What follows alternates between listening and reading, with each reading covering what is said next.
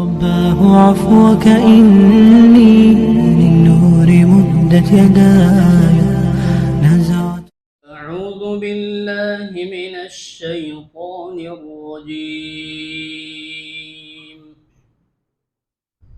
بسم الله الرحمن الرحيم.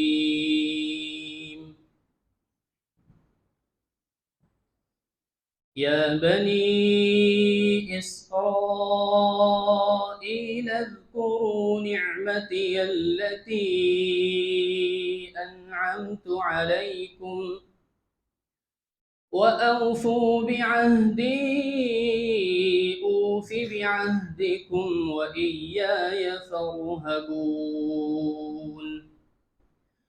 وآمنوا بما أنزلت مصدقا لما معكم ولا تكونوا أول كافر به ولا تشتروا بآياتي ثمنا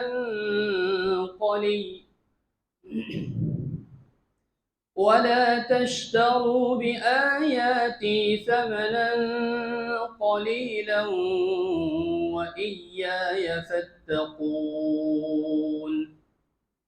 ولا تلبسوا الحق بالباطل وتكتموا الحق وأنتم تعلمون.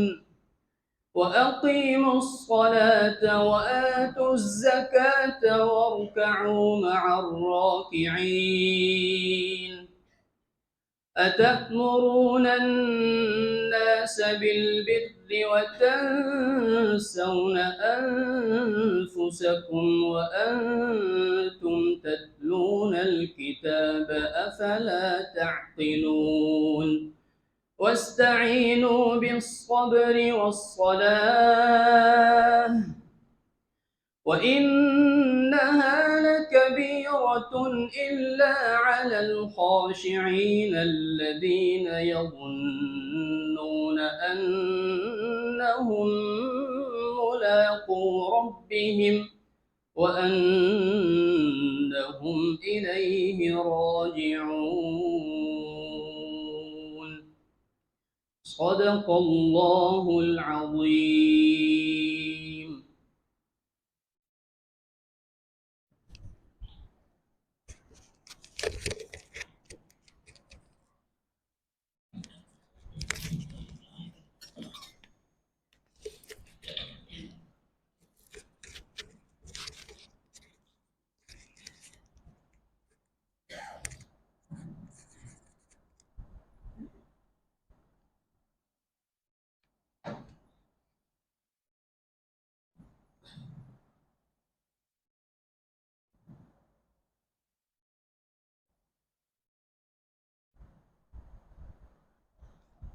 الحمد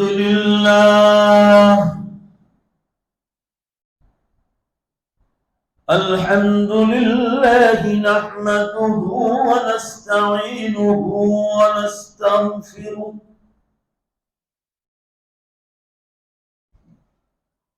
ونؤمن به ونتوكل عليه ونعوذ بالله من شرور أنفسنا ومن سيئات أعمالنا من يهدي الله فلا مضل له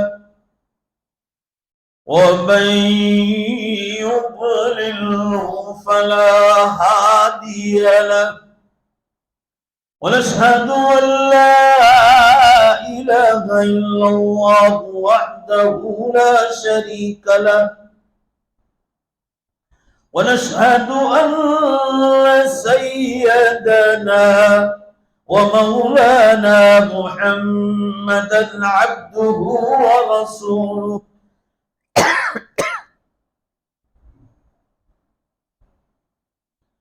قال الله تبارك وتعالى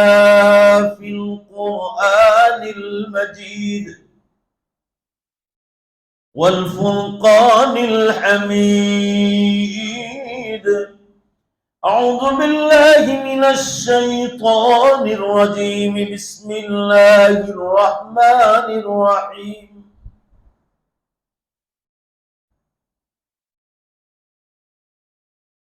قل يا أيها الناس إني رسول الله إليكم جميعا.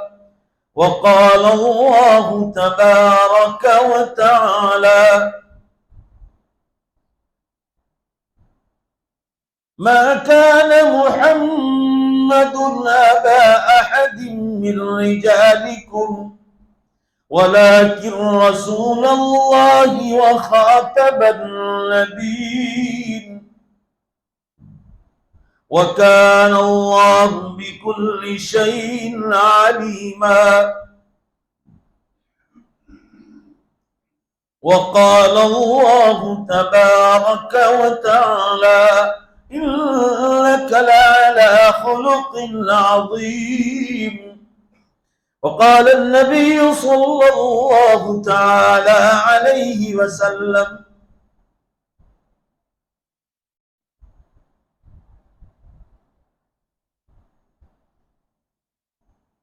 إن الدنيا حلوة خضرة وإن الله مستخلفكم فيها فاتقوا الدنيا واتقوا النساء فإن أول فتنة بني إسرائيل كانت في النساء. صدق الله مولانا العظيم وصدق رسوله النبي الأمي الكريم ونحن على ذلك لمن الشاهدين والشاكرين والحمد لله رب العالمين. زور سے ایک بار درود شریف پڑھ دیا. اللهم صل على سيدنا ونبينا وشفيعنا حبیبنا وسندنا مولانا محمد صلی اللہ علیہ وسلم. بزرگان محترم، عزیز نوجوانوں، اس وقت آپ حضرات کے سامنے قرآن کریم کی چند آیات شریفہ اور اللہ کے آخری نبی جناب محمد الرسول اللہ صلی اللہ علیہ وسلم کی ایک مبارک حدیث کا سہارا لیا ہے. اللہ ہم سب کو دھیان سے سننے کی توفیق بخشے، اللہ عمل کی توفیق عطا فرمائے، اللہ دوسروں تک پہنچانے کا درد نصیب فرمائے. آج ربیع الاول کی پہلی تاریخ ہے. سرکار دو عالم صلی اللہ علیہ وسلم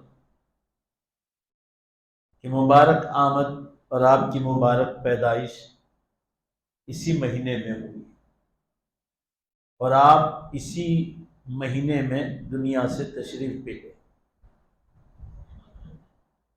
پہلی جو آیت شریفہ پڑھی ہے اس میں اللہ تعالیٰ نے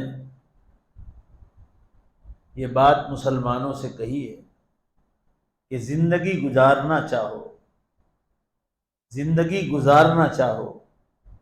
تو نبی صلی اللہ علیہ وسلم کی مبارک زندگی کو دیکھ لو.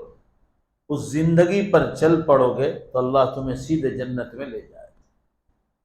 لقد کان لکم فی رسول اللہ اسوۃ حسنہ، کہا وہ بہترین نمونہ ہے تمہارے لیے، سیمپل ہے بہترین، انہی کو دیکھ کر زندگی گزار لو.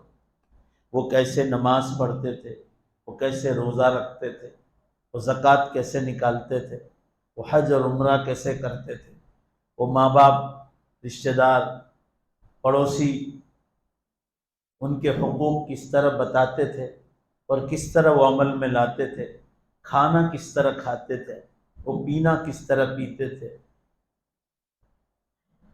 وہ کپڑے کس طرح پہنتے تھے، وہ مسجد جاتے تھے تو کس طرح جاتے تھے، وہ مسجد سے نکلتے تو کس طرح نکلتے تھے، وہ باتھ روم جاتے تو کس طرح جاتے، نکلتے تو کس طرح نکلتے، بازار کس طرح جاتے، لوٹتے وقت بازار سے کس طرح آتے، بزنس اور تجارت انہوں نے کس طرح کی، انہوں نے پورا کھول کھول کر حلال و حرام کو بتلا دیا ہے۔ کھیتی باڑی کے معاملات، معاشرت، معاملات، رہنی سہنی، یہ سب چیزیں دیکھنا ہے اور عمل میں لانا ہے تو نبی صلی اللہ علیہ وسلم کی زندگی کو اپنا۔ وہ زبان کس طرح استعمال کرتے تھے، ان کی آنکھیں کدھر جاتی تھی، وہ کبھی شک والی چیز پر بھی نگاہ نہیں ڈالتے، حرام تو بہت دور کی بات۔ معاملات میں ان کا معاملہ، بزنس کے معاملات، انہوں نے تجارت بھی کی، نوکری بھی کی، دوسروں کی بکریاں چرائی تو کس طرح چرائی، اور خود کے پاس جب 100 بکریاں آ گئی اور آپ کے یہاں جو خادم رہتے تھے ان خادموں کے ساتھ آپ نے کیا معاملہ فرمایا، مسجد کے مؤذن کے ساتھ ان کا معاملہ کیسا تھا، حضرت بلال حبشی رضی اللہ عنہ کے ساتھ، اور اسی طرح نابینا صحابی تھے ان کے ساتھ انہوں نے کس طرح برتاؤ کیا۔ پوری زندگی اللہ تعالیٰ فرما رہے ہیں کہ اگر جو مسلمان اللہ اور قیامت کے دن پر ایمان رکھتا ہے، قرآن نے شرط لگائی لمن کان یرجو اللہ والیوم الاخر، جو ایک اللہ پر ایمان رکھتا ہے اور قیامت کے دن پر ایمان رکھتا ہے کہ دوبارہ زندہ ہو کر اللہ کو زندگی کا حساب دینا ہے، تو اللہ فرما رہے ہیں کہ نبی کی زندگی کو اپنا، یہی تمہیں سیدھی راہ جنت میں لے جائے۔ یہ اللہ تعالیٰ نے ایک آیت شریفہ میں ارشاد فرمایا۔ دوسری آیت میں یہ ارشاد فرمایا اے نبی، آپ اپنی مبارک زبان سے لوگوں کو کہہ دو کہ میں عام انسان نہیں ہوں، انی رسول اللہ علیکم جمیعا، میں تم تمام مخلوقات کے لیے نبی بنا کر بھیجا گیا۔ یہ دوسری آیت میں ارشاد فرمایا کہ میں کوئی آرڈینری انسان نہیں، انسانوں میں پیدا کیا گیا ہوں مگر تمہاری طرح آرڈینری انسان نہیں، مجھے اللہ نے نبی بنا کر بھیجا ہے ساری مخلوقات کے۔ اور تیسری آیت میں ارشاد فرمایا اے نبی صلی اللہ علیہ وسلم، آپ اخلاق کے اونچے مقام پر، اونچے مقام پر، ربیع الاول میں جو کام کرنے کا ہے وہ نبی کی سیرت کو اپنی زندگی میں اتارنے کا مشن قائم کرنا۔ آپ اسی مہینے میں پیدا ہوئے اور آپ کی زندگی ختم ہوئی اسی مہینے میں۔ ربیع الاول میں آپ کو جلوس نکالنے کی اجازت نہیں، جلوس اس لیے نہیں نکالا جا سکتا کہ جلوس آپ نبی کی پیدائش پر خوشی کے مارے کرتے ہیں، مگر آپ یہ بھی تو سوچو جو تاریخ آپ کی پیدائش کی ہے اور جو مہینہ آپ کی پیدائش کا ہے، پورا مجمع زور سے بے شک بولو، وہی تاریخ آپ کی دنیا سے وفات کا،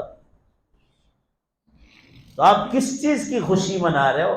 علماء لکھتے ہیں کہ اللہ نے اسی لیے آپ کی پیدائش اور وفات کی تاریخ الگ نہیں رکھی، ایک ہی تاریخ رکھی تاکہ کوئی خوشی بھی نہ منائے اور آپ صلی اللہ علیہ وسلم کے نام پر کوئی ماتم بھی نہ منائے۔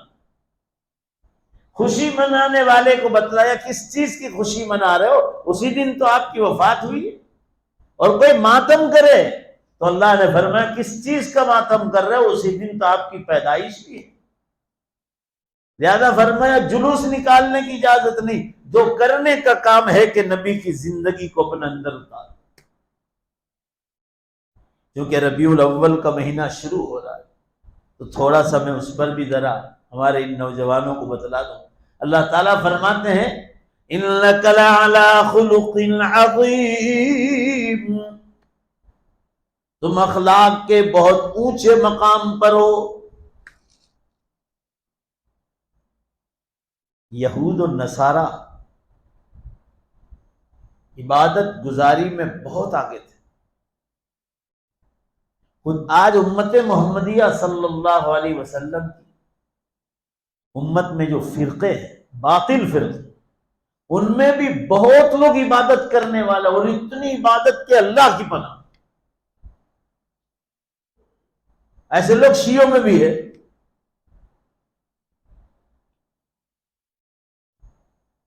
مگر ایمان مقبول اس لیے نہیں ہے ان کا، دھیان سے سنیے، کہ ان کا ایمان اور عقیدہ فاسد ہے، عقیدہ فاسد ہے، امام کو خدا کی جگہ پر مان لیتے۔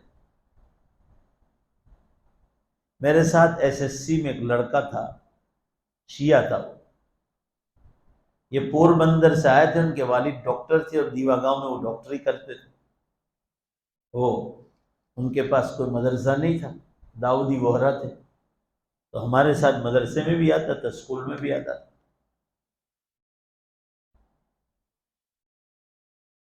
مگر ان کے والد داؤدی بوہرا تھے تو ہماری مسجد میں نماز پڑھنے کبھی نہیں بھیجتے، گھر میں ہی نماز پڑھو۔ وہ بہت عبادت کراتے تھے بچوں کو، مگر عقیدہ فاسد۔ وہ لڑکا یہ کہتا تھا ہم کو SSC میں کہ میرے والد صاحب ڈاکٹر ہیں، وہ یہ کہتے ہیں کہ ہمارے مولانا صاحب ہم کو لیٹر لکھ دیتے ہیں، انتقال ہو جاتا ہے تو وہ قبر جو ہے کفن کے اندر رکھنا پڑتا ہے۔ امام بارہ کے جو ان کے امام ہوتے ہیں وہ کفن کے اندر وہ لکھ کر دیتے چٹھی، وہ کفن میں رکھتے۔ دیکھو عقیدہ کتنا فاسد ہے۔ کیا لکھتے معلوم ہے کہ جبریل علیہ السلام نے معلوم تھا کہ ہم آونار مانس اپروچ سے ہم خیال رکھ سکتے۔ یہ جملہ مجھے ابھی بھی یاد ہے برابر، کفن کے اندر اتارتے، ہمارا تو ایسے ہی کام ہو جائے گا کہ جبریل علیہ السلام کو نام خط لکھ دیتے۔ اب پہلے یہاں ایمان بیکار ہو جاتا ہے کہ زندگی، موت، قیامت، جنت، جہنم، پورا مجمع زور سے بولو، کس کے ہاتھ میں ہے؟ اللہ۔ ہم کو یہ بچپن سے پڑھایا تھا، اور وہ کہہ رہے ہیں کہ جبریل کے ہاتھ میں، غیر اللہ کی، غیر اللہ سے مانگتے، عقیدہ فاسد، ایمان بیکار ہو جاتا ہے چاہے وہ کتنی عبادت کرے۔ اللہ تعالیٰ نے آپ صلی اللہ علیہ وسلم کے بارے میں فرمایا پچھلی امتیں بھی بہت عبادتیں کرتی، مگر مسئلہ ہے نبی صلی اللہ علیہ وسلم آپ کو ہم نے اخلاق کے بہت اونچے مقام پر رکھا، ساری امت مل کر بھی آپ کے اخلاق تک نہیں پہنچ سکتے۔ آپ صلی اللہ علیہ وسلم کی 23 سالہ نبوت کی زندگی بہت مختصر، بہت مختصر۔ 40 سال آپ نے نبوت سے پہلے گزارے اور 23 سال آپ نے نبی بننے کے بعد گزارے۔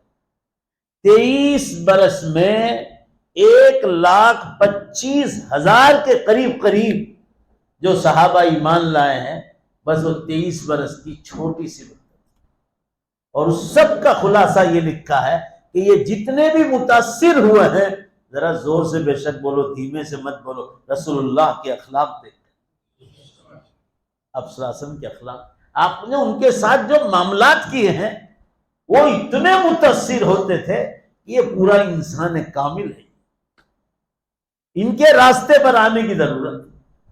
میں بھی آپ کو بتاؤں، امام بخاری رحمۃ اللہ علیہ، ان میں سے چند جھلک بخاری شریف میں بیان کی کہ آپ کے اخلاق کیسے تھے۔ لکھا ہے کہ جیسے آپ صلی اللہ علیہ وسلم نے زبان مبارک سے لوگوں کو دین کی دعوت دی، آپ صلی اللہ علیہ وسلم نے بادشاہوں کے نام لیٹرز بھی لکھے، ان میں الگ الگ بادشاہوں کے، یہ مسقط کا، یہ عمان کا، یہ اٹالی کا، یہ فرانس کا، یہ ایتھوپیا کا نجاشی بادشاہ جو ایمان لے آئے، الگ الگ بادشاہوں کے نام لیٹرز لکھے اور صحابہ کو روانہ کیے، جماعتیں کی جماعت۔ آپ جہاں جہاں زبان مبارک سے دعوت دیتے تھے تو وہ بھی کیا، اور جہاں جہاں لیٹرز دور علاقوں میں صحابہ کو جماعتوں کی شکلوں میں باقاعدہ پانی کی کشتیوں سے لے۔ ان میں حضرت دحیہ بن خلیفہ کلبی رضی اللہ عنہ، دحیہ نام ہے، دحیہ، ان کو ایک مبارک خط لکھ کر بھیجا کہ جاؤ جدہ گوڑی پر جاؤ، وہ اونٹ پر آئے جدہ تک، اور کنارے کنارے اونٹ پر چلتے رہے، وہاں سے سیریا گئے، جدہ سے سیریا قریب ہے، ملک شام، مدینہ پاک سے، اور وہاں سے پانی کی کشتی پکڑی اور فرانس گئے، اٹالی، حضرت دحیہ بن خلیفہ کلبی رضی اللہ عنہ۔ یہ حضرت دحیہ وہ ہیں رضی اللہ عنہ جن کی شکل میں حضرت جبریل علیہ السلام کبھی کبھی آیا کرتے، ان کو خط لے کر بھیجا. یہ خط لے کر گئے، بادشاہ کے دربار میں پہنچ گئے. خط دیا آپ صلی اللہ علیہ وسلم کا. خط مبارک کھولا، دھیان سے سنیے. اوپر بسم اللہ الرحمن الرحیم لکھے، اور ادھر دہنی سائیڈ پہ اپنا نام لکھا، من محمد ابن عبداللہ صلی اللہ علیہ وسلم الی ملک الروم ہرقل ابن فنا ابن فنا. محمد صلی اللہ علیہ وسلم کے مبارک نام سے، کس کے نام؟ ہرقل بادشاہ کے نام. اٹالی کا بادشاہ تھا، ہرقل نام. آپ کے اخلاق بتلا رہا ہوں. خط پہنچ گیا اور نیچے لکھا تھا کہ میں اللہ کا نبی بن کر مکہ مکرمہ میں ظاہر ہو گیا ہوں. اور اے بادشاہ، آپ عیسائی ہو اور عالم ہو عیسائیوں کے، اور آپ نے انجیل پڑھی جو حضرت عیسیٰ علیہ السلام پر اللہ نے اتاری تھی. اس میں اللہ نے میرا ذکر خیر کیا ہے کہ آخری نبی مکے میں ظاہر ہوں گے. میں مکے میں ظاہر ہو گیا. اب اگر آپ جنت میں جانا چاہتے ہیں، یہ ختم مضمون تھا، تو آپ اپنے عیسائی مذہب کو چھوڑنا پڑے گا. قرآن کو اللہ کی آخری کتاب ماننی پڑے گی، اور محمد صلی اللہ علیہ وسلم کو اللہ کا آخری نبی ماننا پڑے گا. مشکوٰۃ شریف کی حدیث میں فلہ اجران، جو اپنا غلط مذہب چھوڑ کر صحیح مذہب اپنائے گا اس کو اللہ 2 اجر عطا فرمائے، 2 ثواب. ایک غلط مذہب چھوڑنے کا ثواب، اور ایک صحیح مذہب، بولو بھائی، اپنانے کا ثواب. بادشاہ کو خط لکھا کہ کلمہ پڑھ لے، اب میں نبی ظاہر ہو گیا. بادشاہ نے سر آنکھوں پہ رکھا، بہت عزت کی آپ صلی اللہ علیہ وسلم کی خط مبارک،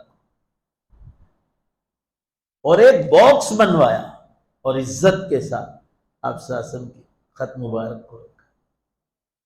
انہی دنوں میں جب یہ حضرت داہیہ پہنچے، ملک شام میں، سیریا میں تجارت کا میلہ لگنے والا تھا.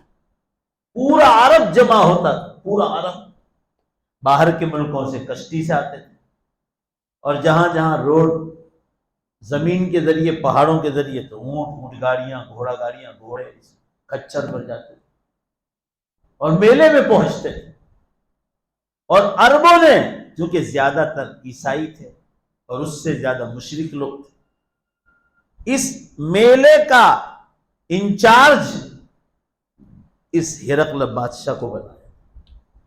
اس کی بہت عزت تھی، وہ عیسائیوں کا عالم بھی تھا. وہ پانی کے جہاز سے ملک شام آیا، سیریا.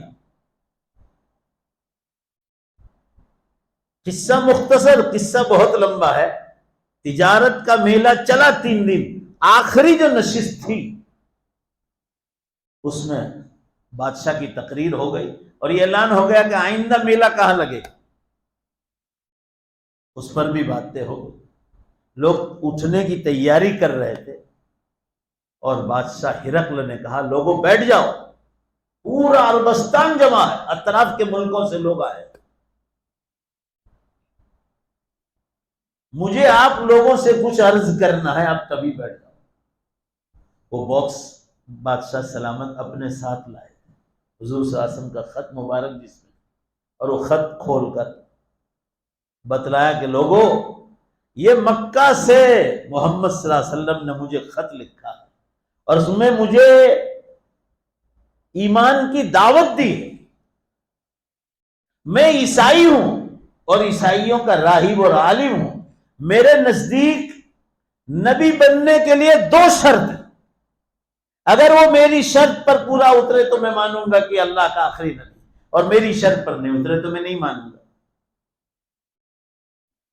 بادشاہ کے دل میں یہ خیال آ گیا تھا کہ آج تک کسی خط نہیں ہے، واقعی یہ محمد صلی اللہ علیہ وسلم کا خط ہو سکتا ہے، مگر میں پوری تحقیق کر رہا ہوں، کیونکہ مکے سے بہت لوگ آئے تھے تجارت کے لیے. تو بادشاہ سلامت نے کہا کہ دیکھو، یہ خط مکے سے آیا ہے اور ان کے صحابی داہیہ بن خلیف کلبی یہ لیٹر لے کر آئے. کون ہے جو اس میلے میں مکے سے آیا ہو، وہ ذرا کھڑا ہو جائے. ابو سفیان کھڑے ہوئے. آپ صلی اللہ علیہ وسلم کے بہت قریبی رشتہ دار تھے، مگر ایمان نہیں لائے تھے، مورتی پوجا کرتے تھے اس وقت. بعد میں ایمان لائے تھے، اور ان کی بیوی ہندہ بھی ایمان لائی. حضرت حمزہ رضی اللہ تعالیٰ عنہ کا کچا کلیجہ انہوں نے چبایا تھا، اور کھوپڑی میں ان کی کھوپڑی کو صاف کر کے پیالہ بنا کر انہی میاں بیوی نے پانی پیا تھا، مگر بعد میں اللہ نے ایمان کی توفیق دی۔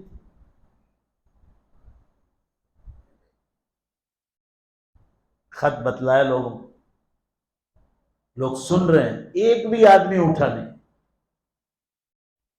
تو بھائی ابو سفیان کھڑے ہوئے، کہا پوچھا آپ مکے سے آئے ہو؟ کہا جی ہاں۔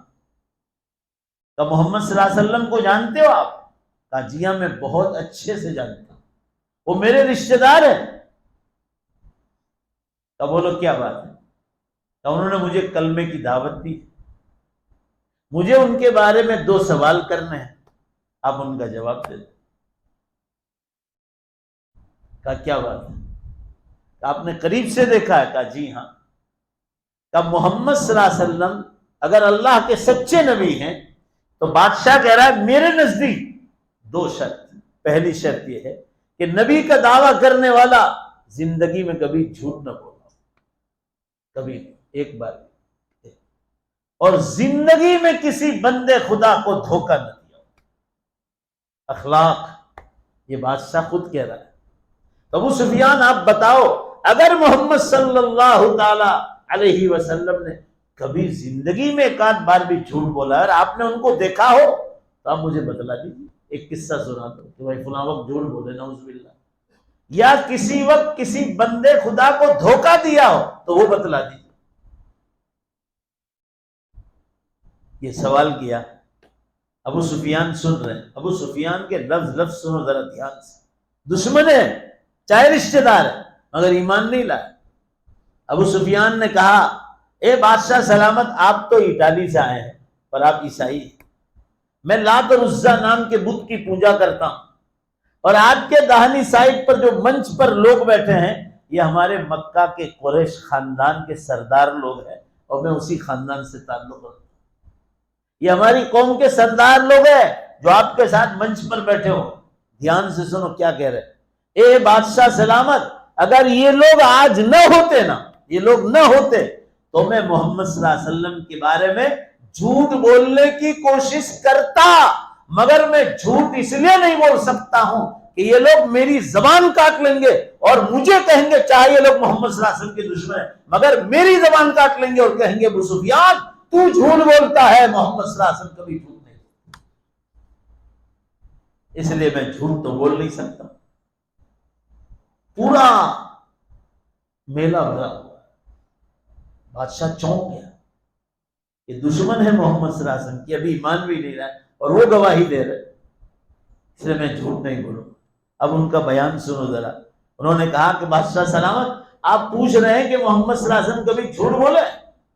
کہا سن لو، میری ان سے دشمنی ہے مگر سچ بولنا ضروری ہے، اس لیے کہ یہاں جھوٹ بول نہیں سکتا، یہ لوگ بھی محمد صلی اللہ علیہ وسلم کے بارے میں جھوٹ کو برداشت نہیں کرتے، جو سچ ہے وہ سچ کہنا ہے۔ میں جن مورتیوں کی پوجا کرتا ہوں اس کی قسم کھا کر کہتا ہوں کہ سچ مچ تو جھوٹ بولنے کی بات بہت دور کی ہے، مگر لات اور عزا کی قسم کھا کر کہتا ہوں محمد صلی اللہ علیہ وسلم زندگی میں کبھی مذاق میں بھی جھوٹ نہیں، مذاق میں بھی نہیں بولے، دشمن کہہ رہا ہے۔ اور سن لو بادشاہ سلامت، محمد صلی اللہ علیہ وسلم کے بارے میں آپ نے دھوکے کا مسئلہ پوچھا تو میں ان لات اور عزا کی قسم کھا کر کہتا ہوں کہ محمد صلی اللہ علیہ وسلم دھوکے کی بات تو دور، مذاق میں بھی کسی بندے خدا کے ساتھ دھوکے کا معاملہ نہیں کیا۔ یہ تو ابو سفیان کا بیان ہے۔ اب عیسائی بادشاہ کا کلام سنو جو ہرقل آیا ہے اٹالی سے، جن کے نام حضور صلی اللہ علیہ وسلم نے خط لکھا ہے، وہ سننے کے بعد آپ زور سے اللہ اکبر بولنا نبی کی محبت میں۔ اس کا جواب تو سنو عیسائی بادشاہ کا، اور پھر اپنی سیرت دیکھو، محمد صلی اللہ علیہ وسلم کی سیرت کے ساتھ ہماری سیرت بیٹھتی ہے، اور نہیں ہے تو کوشش کرو کہ اللہ ہمیں جھوٹ سے بچائے، زور سے بولو اللہ ہمیں دھوکے سے بچائے۔ کیا فرما رہے بادشاہ سلامت نے، کیا کہا؟ اے عربستان والو، پورا میلے، کیونکہ انچارج اس کے ہاتھ میں تھا میلے کا، اے عربستان والو تم کس کا انتظار کرتے ہو جو آدمی اپنی پرائیویٹ زندگی میں آج تک مذاق میں جھوٹ نہیں بولا ہے، وہ اللہ کے معاملے میں کس طرح جھوٹ بول سکتا ہے؟ اور دوسری بات کہی، اے عربستان والو، جو آدمی اپنی پرائیویٹ زندگی میں آج تک کسی بندے خدا کے ساتھ دھوکے کا معاملہ نہیں کیا ہے، وہ اللہ کے معاملے میں کس طرح دھوکہ دے سکتا ہے؟ یہاں امام بخاری رحمۃ اللہ علیہ نے قصہ ختم کر دیا بخاری، مگر دھیان سے سنو، سیرت میں لکھا ہے، سیرت کی کتابوں اس واقعے کے بعد کہ جو مشرکین آئے تھے پوری دنیا سے، اطراف کے علاقوں سے، عیسائی آئے تھے، یہودی آئے، جن کو حضور صلی اللہ علیہ وسلم کا تعارف نہیں تھا، بادشاہ اور ابو سفیان کے سنواد سے اور ان کے آپس کے مکالمے سے اتنا اثر ہوا مشرکین پر، یہود و نصارہ پر، کہ جو حضور صلی اللہ علیہ وسلم سے ناواقف تھے، لکھا ہے سینکڑوں آدمی آپ کے اس اخلاق کا تذکرہ سن کر اسی میلے میں ایمان لے آئے، اسی میلے میں صرف آپ کا اخلاق کا تعارف سن کر۔ البتہ علماء نے لکھا ہے کہ بادشاہ سلامت ہرقل پر سچائی کھل گئی تھی، مگر اس کی قوم نے اسے کہا تھا کہ اگر محمد صلی اللہ علیہ وسلم پر ایمان لائے گا تو تجھے قتل کر، قوم کے قتل کا خطرہ تھا، لہذا وہ ایمان نہیں لائے، یہ اللہ جانے اندر سے ایمان لائے ہو، اگر سچائی کھل گئی تھی۔ میرے عرض کرنے کا منشا یہ ہے، مسلمانوں، یہ ربیع الاول کا مہینہ ہمیں یہ پیغام دے رہا ہے، ذرا انشاءاللہ بولو کہ ہم کبھی جھوٹ نہیں بولیں۔ جھوٹ بولنے والوں پر اللہ کی لعنت ہے، الا لعنت اللہ علی الکاذبین، جھوٹ بولنے والوں پر اللہ کی لعنت ہے۔ حدیث میں فرمایا ولو مران، مذاق میں بھی جھوٹ نہ بولو۔ آپ صلی اللہ علیہ وسلم نے کبھی مذاق میں جھوٹ نہیں بولا۔ ایک بوڑھی عورت ملی تھی آپ کو، بالکل بوڑھی ہو گئی، آپ صلی اللہ علیہ وسلم نے ایک بار مذاق فرمائی، تو وہ مذاق نہیں مگر سچی فرمائی، جھوٹی مذاق نہیں۔ آپ نے فرمایا کہ کوئی بوڑھی عورت جنت میں نہیں جائے، وہ رونے لگی۔ اب صلی اللہ علیہ وسلم نے فرمایا کیوں روئی؟ آپ نے فرمایا کہ کوئی بوڑھی عورت جنت میں نہیں، تو میں نے کہا جھوٹ کہا، سچ ہی کہا ہے کہ ہر بوڑھی عورت جنت میں جائے گی مگر جوان ہو کر جائے گی، بوڑھی ہو کر نہیں جائے گی۔ اب میں نے جھوٹ نہیں کہا، پھر وہ ہنسنے لگے۔ تو آپ نے مذاق میں بھی کبھی جھوٹ نہیں بولا۔ یہ سیرت کا پیغام ہے کہ ہر مسلمان اپنی زندگی میں نبی صلی اللہ علیہ وسلم کے اخلاق پیدا کرے۔ یہ ربیع الاول کے مہینے کا یہ پیغام ہے، جلوس نکالنا پیغام نہیں۔ یوں آپ صلی اللہ علیہ وسلم کے اخلاق اور سیرت پر لوگوں نے اتنا لکھا ہے، عرب علماء نے، عجم کے علماء، کتابوں کی کتابیں بڑی پڑی۔ اللہ کے بعد اگر سب سے زیادہ لکھا اور بولا گیا ہو، ذرا زور سے بولو بے شک، تو رسول اللہ کی سیرت پر لکھا، اتنا کسی پر۔ ارے مسلم تو مسلم، غیر مسلموں نے آپ کی سیرت پر کی قلم اٹھایا، اور گدیے تو گدیے، پدیے میں بھی، نظم میں بھی اور نثر میں بھی آپ صلی اللہ علیہ وسلم کی سیرت پر بہت لکھا ہے۔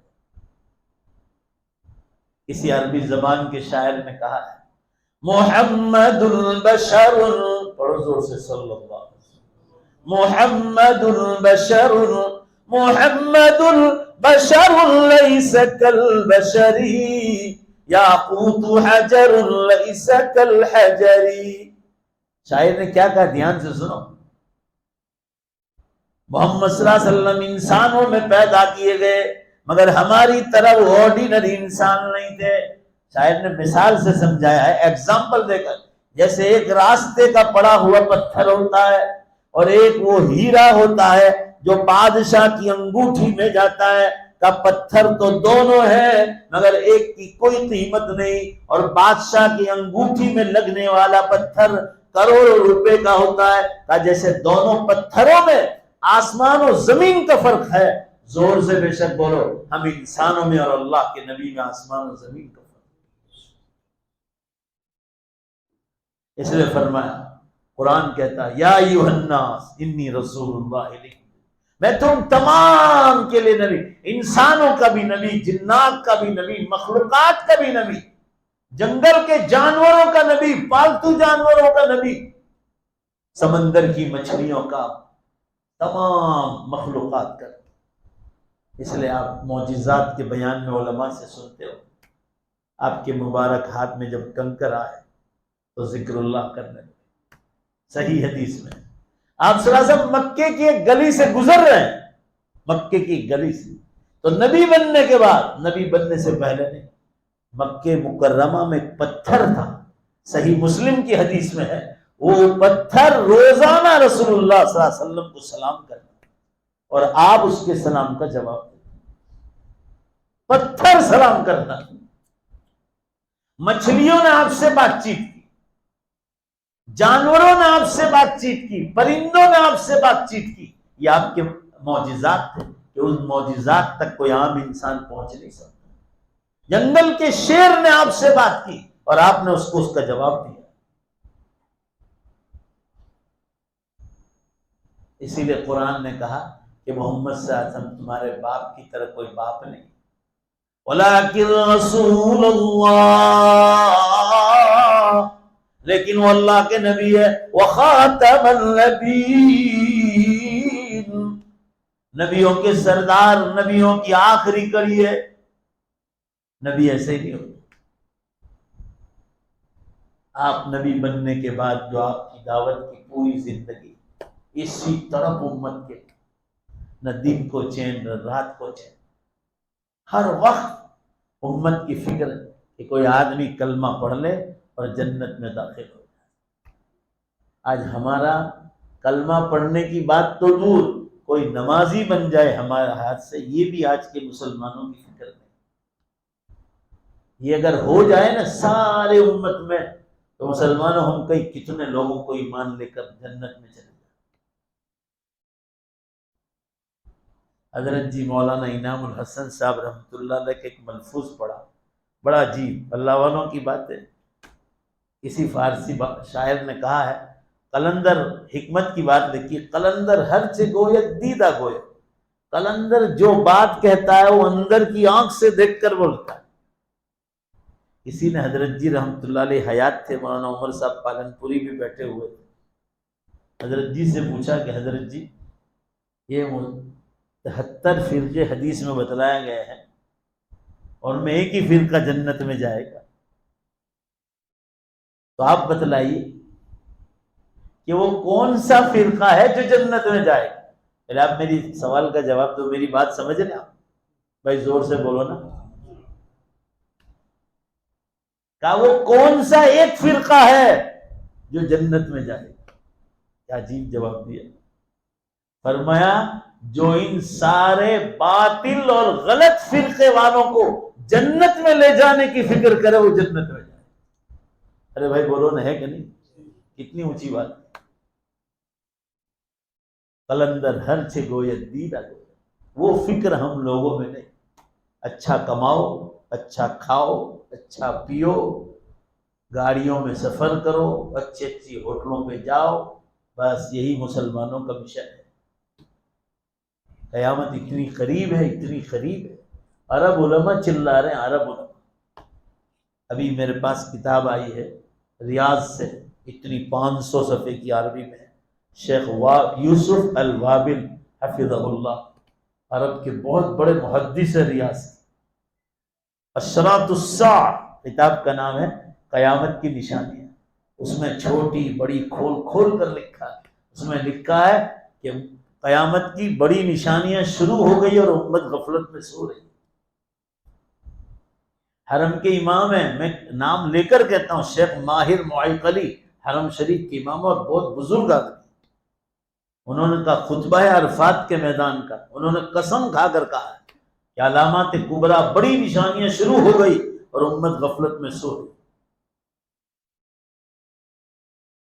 تو یہ آخری زمانے میں ہمیں حضور صلی اللہ علیہ وسلم کی سیرت کو اندر اتارنا ہے، اور آپ کو جو تڑپ تھی امت کے لیے 23 سال تک، آپ نے جو آخری خطبہ دیا ہے عرفات کے میدان میں، آپ صلی اللہ علیہ وسلم نے اونٹنی پر کھڑے ہو کر، وہ امت کی فکر پوری، وہ بڑا طویل خطبہ ہے وفات سے پہلے، امتی امتی الصلاۃ الصلاۃ، اے امتی امتی، نماز نماز، ناحق کسی کو قتل نہ کرنا، سود کے کاروبار مت کرنا، پڑوسیوں کا خیال کرنا، رشتہ داروں کے حقوق ادا کرنا، یعنی حقوق اللہ پر بھی بیان دیا اور حقوق العباد۔ یہ آخری وقت بھی آپ کی امت کی یہی طرف کہنے کا منشا یہ ہے آپ حضرات کے سامنے، آپ صلی اللہ علیہ وسلم کی طرف آپ جا رہے ہیں دین کی دعوت کے لیے۔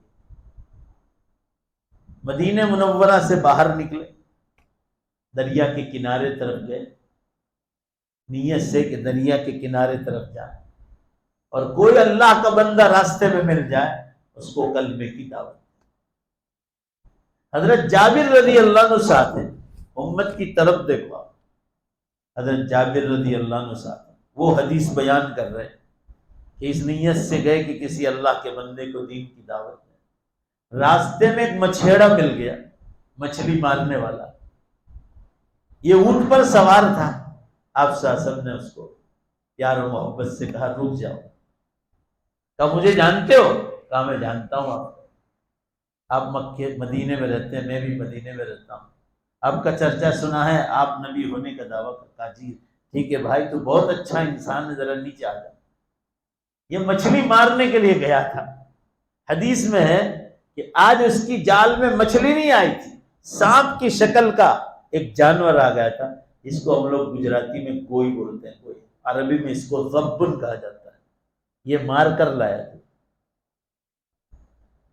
اسے کہا کہ دیکھ بھائی تو بہت اچھا انسان، کہا اگر تو کلمہ پڑھ لے اور میری نبوت پر ایمان لے آئے اور قرآن کو اللہ کی کتاب مان لے، تو حضرت موسیٰ علیہ السلام کو مانتا ہے، تورات میں میرا ذکر لکھا ہے، میں وہی محمد صلی اللہ علیہ وسلم، تو کلمہ پڑھ لے۔ میرے نبی بن جانے کے بعد ساری شریعتیں کینسل ہو گئی، اب آپ کلمہ پڑھ لیجئے، اگر جنت میں چلے جاؤ گے اور اچھے انسان نکھر کر سامنے آ جاؤ۔ اس نے بڑی عجیب شرط لگائی کلمہ پڑھنے کے لیے کہ آج میں مچھلی مارنے کے لیے گیا تھا، میری مچھلی مارنے کی جگہ پر ایک سانپ کی شکل کا گوہ اندر آ گیا ہے اور یہ مرا ہوا پڑا ہے۔ اتنی کڑی شرط لگائے، کہا یہ مرا ہوا جانور اس نے اونٹ کے دالان میں سے نکالا جہاں مچھلیاں رکھی جاتی، اور مرا ہوا جانور زمین پر ڈالا، اور اس نے کہا میں اور آپ ہوتے تو مار پیٹ شروع کرتے۔ ایک ایسی شرط لگائی، اخلاق تو دیکھو آپ صلی اللہ علیہ وسلم کے، مرا ہوا جانور زمین پر پھینکا اور کہا اے محمد صلی اللہ علیہ وسلم نبی ہونے کا دعویٰ کرتے ہو، میں آپ کی نبوت کا اقرار اس وقت کروں گا کہ مرا ہوا جانور زبان سے یہ بول دے کہ آپ اللہ کے نبی ہے، تو میں ایمان لانے کے لیے تیار۔ ابن کثیر نے اس واقعے میں 13 سندوں کے ساتھ ذکر کیا ہے اور فرمایا کہ زندہ ہو کر یہ کہہ دے کہ آپ اللہ کو میں ایمان لاؤں۔ کتنی مشکل شرط، بھائی بولو ہے کہ نہیں؟ شرط مرا ہوا ہے، ارے زندہ ہوتا تو بھی کیسے ہو سکتا تھا کہ جانور بولے؟ مگر دیکھو نبی صلی اللہ علیہ وسلم کا معجزہ، آپ صلی اللہ علیہ وسلم نے فرمایا یا رب اے گو قل من انا، تو بول کے میں کون؟ وہ کہنے لگے گو یا نبی اللہ یا رسول اللہ، اے اللہ کے نبی، اے اللہ کے رسول، یا زین من وافا یوم القیامہ، اے وہ ہستی جو قیامت کے دن گنہگاروں کے لیے سفارشی بن کر آئے۔ وہ جانور بول رہا مرا ہوا زندہ ہو کر، یا زین من وافا یوم القیامہ انت رسول رب العالمین وخاتم النبیین قد افلح من صدقک وقد خاب من کذبک، اے اللہ کے نبی آپ ہی اللہ کے نبی ہیں اور نبیوں کے سردار ہیں، نبیوں کی آخری کری ہے، جس نے آپ کو سچا مانا وہ جنت میں جائے گا اور جس نے آپ کو جھٹلایا وہ جہنم میں جائے گا۔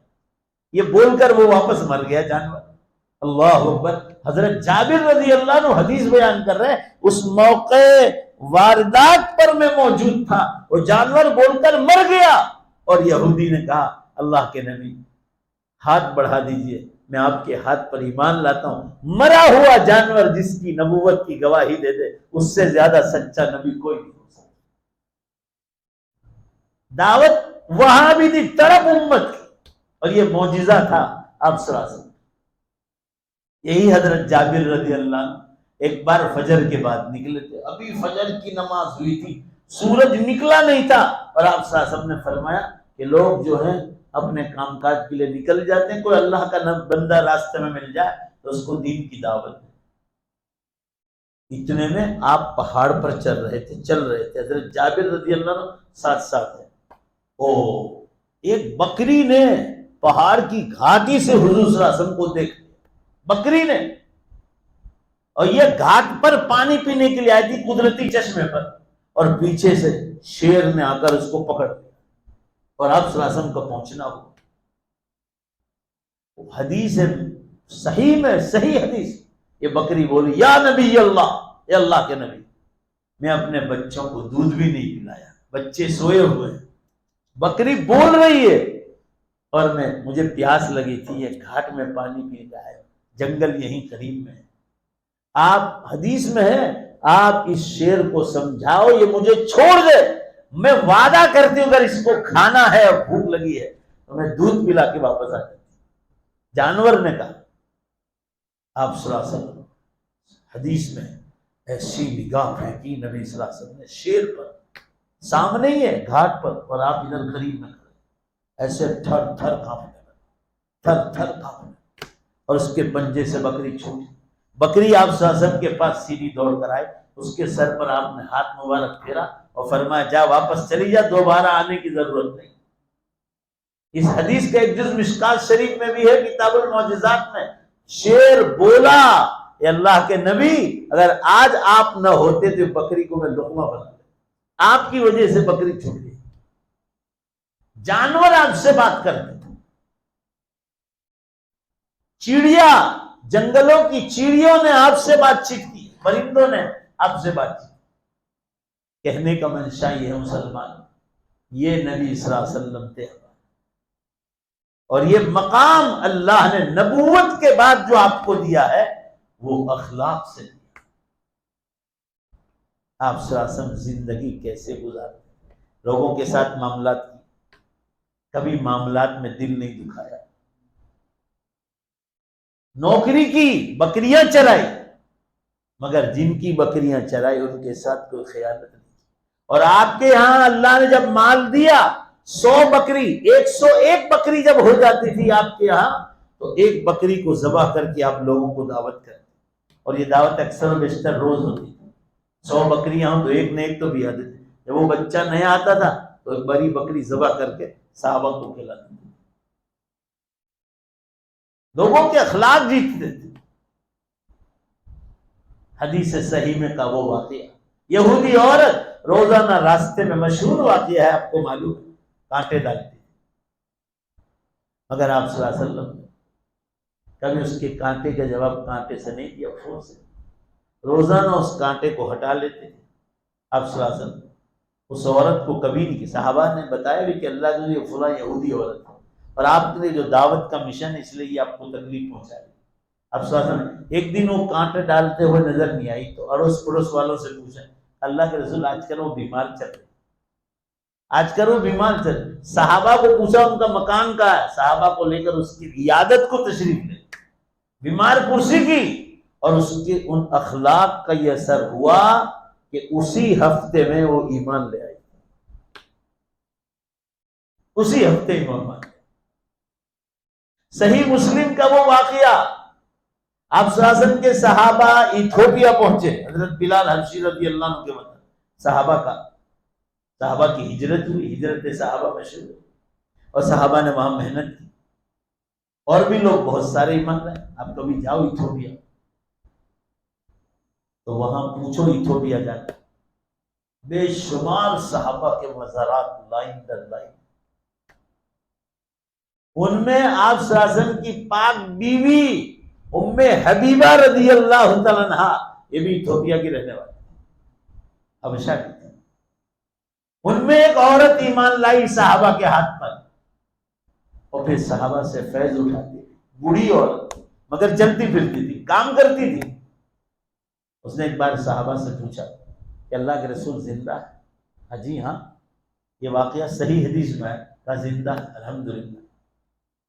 پانی کی کشتی سے مدینے گئی، راستہ پوچھا صحابہ سے کہ کشتی سے جانا پڑے اور جدہ گوڑی اترنا پڑے، مہینوں لگ جاتے، افریقہ چیر کے جانا۔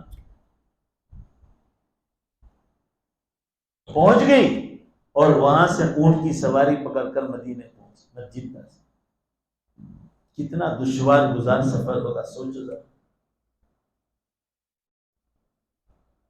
آج پلین آ گئے 8-10 گھنٹے کے سفر میں ہم لوگ تھک جاتے ہیں. وہ کتنی تکلیف والا سفر ہو.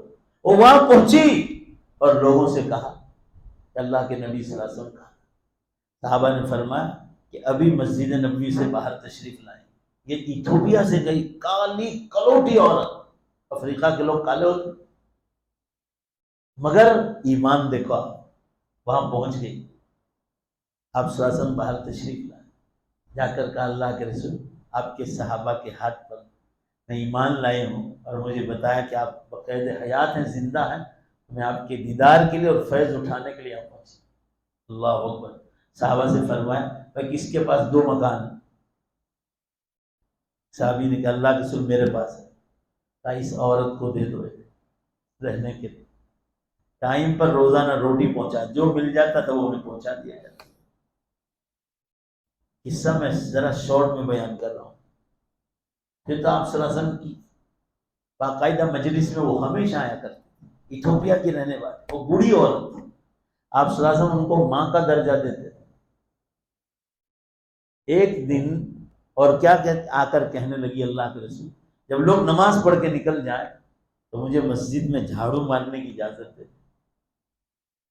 آپ صلی اللہ علیہ وسلم نے کہا ٹھیک ہے لوگ جب چلے جائیں تو آپ جھاڑو مار دیا کرو.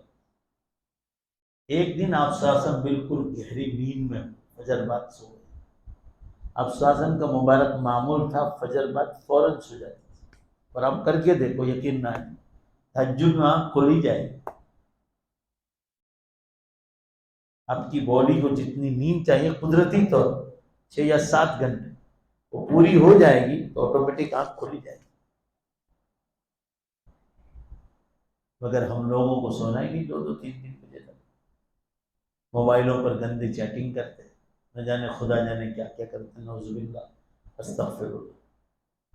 فجر کی نمازیں ہماری جاتی. آپ صلی اللہ علیہ وسلم نے فرمایا جس کی فجر کی نماز چھوٹی وہ سمجھ لے حدیث کے الفاظ میں ہے کہ رات کو شیطان نے اس کے کان میں پیشاب کیا. اسی کی فجر چھوٹی. بدنصیبی ہو شخص کے. اور دوسری حدیث میں فرمایا من صلی الفجر فهو فی ذمۃ اللہ. جس نے فجر کی نماز پڑھ لی وہ اللہ کی حفاظت میں آ گیا. اور جس دن نماز چھوٹے اس دن دیکھ لو کام میں کوئی برکت نہیں. آنکھوں سے دیکھ لو گے آپ صلی اللہ علیہ وسلم گہری نیند میں ہے اور خبر آئی کہ عورت جو مسجد نبوی کو جھاڑو مارتی تھی اور ایتھوپیا سے آئی تھی اس کا انتقال ہو. اب صحابہ مشورے کے لیے بیٹھے. مشورے میں 2 بات آئی 2 پارٹی ہو گئی. تو جدھر زیادہ کی رائے تھی ادھر فیصلہ ہو گیا. زیادہ کی رائے یہ تھی کہ آپ صلی اللہ علیہ وسلم کی نیند خراب ہوگی. آپ تہجد میں امت کے لیے روتے ہیں. اگر ہم اٹھائیں گے تو آپ کی نیند خراب ہوگی. اور آپ صلی اللہ علیہ وسلم اس عورت کو ماں کا درجہ دیتے ہیں. ہم بہت سے لوگوں کو جنازہ پڑھا لیتے ہیں دفن کر دیتے ہیں. تو اس طرح ان کو بھی کریں. زیادہ کی رائے یہ آئی. دوسرے کچھ لوگوں کی رائے یہ ہے کہ آپ ان کو ماں کا درجہ دیتے تھے تو آپ کو تکلیف ہوگی. اٹھاؤ اب صلی اللہ علیہ وسلم. اگر زیادہ کی رائے ادھر دی تو اس پر فیصلہ ہو. چنانچہ آپ صلی اللہ علیہ وسلم کو آرام کرنے دیا. صحابہ نے اعلان فرمایا. مستورات نے اس عورت کو غسل دے دیا. کفن ایک صحابی نے ذمہ لے لیا. کفن بھی آ گیا اور جنازے کی نماز بھی ہو گئی اور راتوں رات اس عورت کو ایک قبرستان میں دفنا. یہ واقعہ صحیح حدیث میں ہے. صبح فجر کے بعد آپ نے سلام پھیرا نماز پڑھاتے تھے. سب ایک دوسرے کی طرف تکنے لگے کون کہے کون کہے. کیونکہ اس عورت سے آپ صلی اللہ علیہ وسلم کو بڑی محبت تھی. ایک صحابی نے ہمت کر لی اور کان میں ارشاد فرمایا اللہ کے رسول وہ جو ایتھوپیا سے آئی تھی اور مسجد نبوی کو جھاڑو مارتی تھی ان کا انتقال ہو گیا اور ہم نے رات دفنا دیا. حدیث میں ہے. اب دھیان سے سنو. فتلون وجه رسول اللہ صلی اللہ علیہ وسلم. آپ کا چہرہ بگڑ گیا لال لال ہو گیا. حدیث میں آتا ہے کہ آپ جب غصہ ہوتے تھے تو چہرہ لال لال جیسے انار کے دانے پی رہے ہوں اس طرح چہرہ لال لال ہو جاتا. صحابہ سمجھ جاتے تھے کہ آپ غصے میں، بس یہ آپ کا غصہ ہوتا تھا۔ اتنا فرمایا کہ تم نے مجھے رات کو جگایا نہیں، اگر کوئی مالدار آدمی ہوتا تو تم مجھے جگاتے۔ صحابہ نے اپنے دل کی صفائی کر کے، اللہ کے رسول ایسی بات نہیں، ہم نے مشورہ کیا تو زیادہ کی رائے یہ آئی کہ آپ کی فجر، آپ کی تہجد خراب ہو، آپ امت کے لیے روتے ہیں، ہم بہت سے لوگوں کو دفنا دیتے، تو ہم نے یہی سوچا تو ہمارے دل میں ایسی بات نہیں تھی، مالدار اور غریب۔ صحابہ نے دل کی صفائی کر کہا چلو یہ بات اب ختم کر دو۔ اب سازم فوراً ٹھنڈے ہو جاتے، غصہ ختم ہو جاتا، اب چلو آگے کی بات کرو، کہاں دفنایا؟ ایک صحابی لے کر گئے۔ اب سنو دھیان سے، صحابہ نے محنت کی تھوپیا، اب سراسن حدیث میں ہے قبرستان میں سیدھا قدم رکھا، اور آپ جیسے اندر پہنچ گئے تو آپ کے قلب مبارک پر وحی نازل ہوئی آسمان سے، جبریل علیہ السلام، اور آپ کو بتلایا گیا کہ جس قبرستان میں اس عورت کو دفنایا تھا، اس زمانے میں ہو سکتا ہے مشرق یا یہودی عیسائی قبرستان ہو ایک ہی، اور سب کے جیسے انگلینڈ کینیڈا امریکہ میں ادھر مسلمانوں کا، ادھر یہودیوں کا، ادھر عیسائی کا قبرستان ہے، کیوں ایسا ہو سکتا ہے؟ آپ صلی اللہ علیہ وسلم نے اس قبرستان میں قدم رکھا تو اللہ تعالیٰ نے آپ کو بتایا کہ اس پورے قبرستان میں ایک قبر کے سوا ساری قبروں میں اندھیرا پھیلا ہوا ہے، اور وہی ایک عورت ہے جس عورت کو رات کو قریب میں دفنایا گیا، اس قبر میں نور پھیلا ہوا۔ اللہ نے آپ کو بتایا، اور آپ جب آگے بڑھے قبرستان میں تو صحابی نے نشاندہی کی کہ یہاں رات کو دفنایا ہے۔ آپ مغفرت کی دعا کرنے کے لیے کھڑے ہوئے قبر پر، قبلے کی پیٹھ کر کے کھڑے ہو، سنیے دھیان سے، صحیح حدیث میں واقعہ، دوسری وحی آئی اور آپ کے قلب مبارک پر القاء رب ہوا، اور یہ بتلایا گیا کہ آپ دعا میں مشغول ہیں، اور یہ بتلایا گیا اس عورت کی قبر سے اتنا نور پھیلا، اتنا نور پھیلا کہ اس نور کی برکت سے، اس عورت کی قبر کی نور کی برکت سے اللہ نے سب کی قبروں میں نور پھیلا۔ یہ آیا تھا صحابہ کی محنت سے، یہ عورت صحابہ کی محنت سے ایمان لائی اور وہاں کا سفر کیا، مدینہ پاک، حضور صلی اللہ علیہ وسلم سے فیض حاصل۔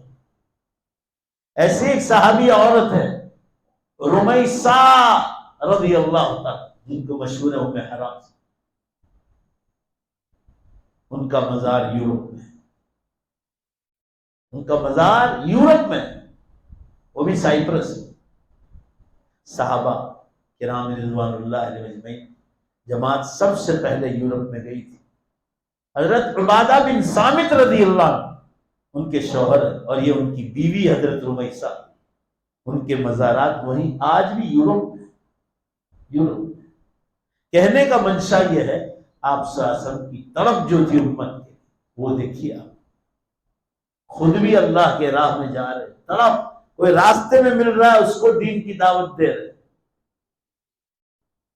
کوئی مچھیرا ہے اس کو دین کی دعوت دے رہے، کوئی یہودی اس کو دے رہے، کوئی عیسائی کو دے رہے، مشرک کو دے رہے۔ 23 برس میں 1,25,000 کے قریب آئے۔ ذرا زور سے بولو بھائی، کتنے؟ ذرا زور سے، 1,25,000 کے۔ اور سنو ان کے بارے میں، 10,500 صحابہ کرام مدینہ منورہ میں دفن ہیں، جنت البقیع، یہ یاد رکھنا۔ کتنے کہا میں نے؟ 10,500۔ کچھ ہزار مکے مکرمہ میں، اور کچھ پورے سعودیہ میں اور عربستان میں دفن ہے، تو کل ملا کے مان لو 50,000۔ علماء کے یہاں ایک مسئلہ ہے کتاب کہ دوسرے 75,000 کہاں گئے؟ بھائی بولو لے، سوال ہے کہ نہیں؟